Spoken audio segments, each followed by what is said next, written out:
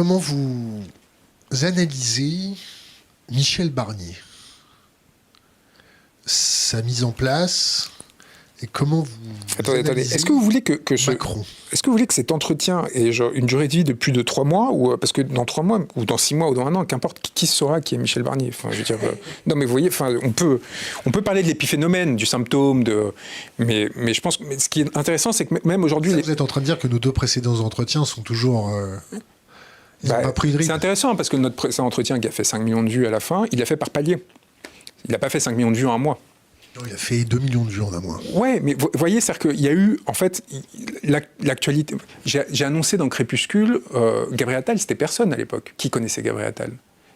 Quand vous réussissez à comprendre comment structurellement le système se reproduit, vous arrivez à vous inscrire dans le temps long. Parce qu'en fait,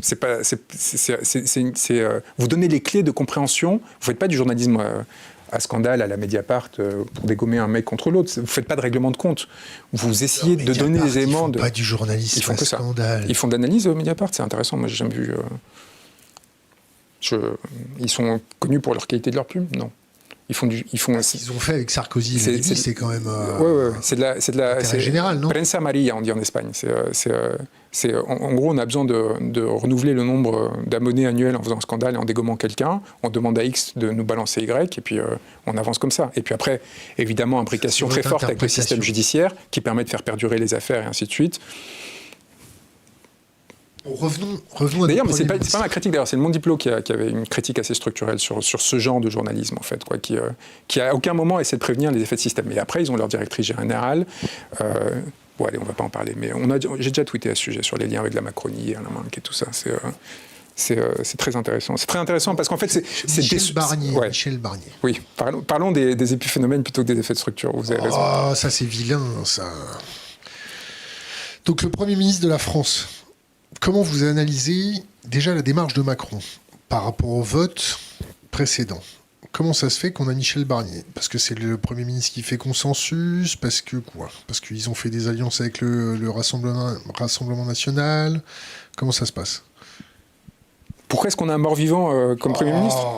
Il n'est pas mort. Non, il a 73 ans. Et alors, on connaît des personnes de 73 ans qui sont encore très verts. Bah, lui aussi. Hein. Il est très vert. Ouais. Est-ce que j'en ai quelque chose à faire, honnêtement? Est-ce que le Français qui nous écoute en a quelque chose à faire? Quand je dis mort-vivant, c'est pas du tout une attaque sur l'âge de Michel... il est plus vivant que Gabriel Attal. Ça se voit, d'ailleurs. Vous avez vu comment il l'a mouché à la passation de pouvoir. Non, il y a pas... C'était d'ailleurs très dur, déplacé. Hein. Oui, bien sûr, très déplacé. Ouais. Ce qui était déplacé, c'était de donner des leçons à quelqu'un qui, depuis 50 ans... quoi qu'on en pense, a eu des fonctions au sein d'un appareil étatique, et il a quelque part quand même tenté de le servir avec lorsqu'on est un petit arriviste qui est là par le fait du prince. Je suis resté très modeste par rapport à la réalité des ressorts de ce parcours. Il faut être au-dessus de ça. Mais oui, c'est vous qui m'essayez de m'en faire parler, c'est incroyable. Macron.